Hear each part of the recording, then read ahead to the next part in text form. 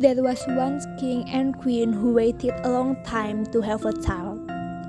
When at last the queen gave birth to a baby girl, they were so excited that they had a big party to celebrate her christening. The king and queen invited all 7 fairies in their kingdom, who came with very special presents for the baby. The king had solid gold plates, knives, and forks made for them. But there was an 8th fairy who had been forgotten. She came stomping into the castle.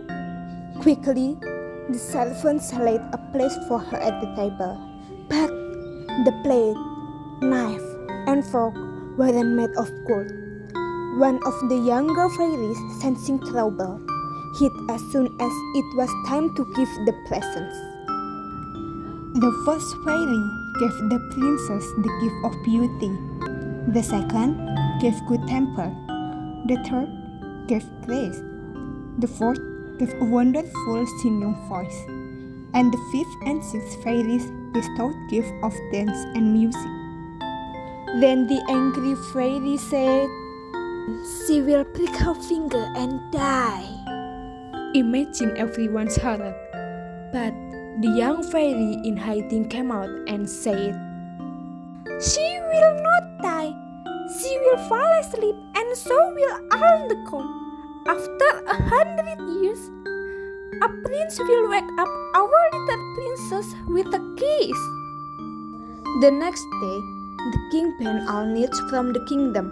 But when the princess was 16, she stumbled across a secret staircase in the castle. At the top was a woman spinning at a wheel. The princess had never seen a spinning wheel and wanted to touch it. Immediately, the spindle pricked her finger and she fell down. Her parents found her and laid her on the best bed in the castle. Then they fell asleep too, along with the servants, cats, and dogs. 100 years had passed when a young prince found a huge hedge of thorny roses. As he touched them with his sword, they sprang apart. Behind the hedge was a castle. The prince went inside and found everyone fast asleep. The prince roamed through the castle until he found the room where the princess lay. He bent down and kissed the sleeping beauty. The princess smiled and sat up, astonished to find the prince dead. The prince and princess soon fell in love. Meanwhile, everyone in the castle was stirring. The weak fairy spell was broken at last. And as for the prince and princess, they lived happily ever after.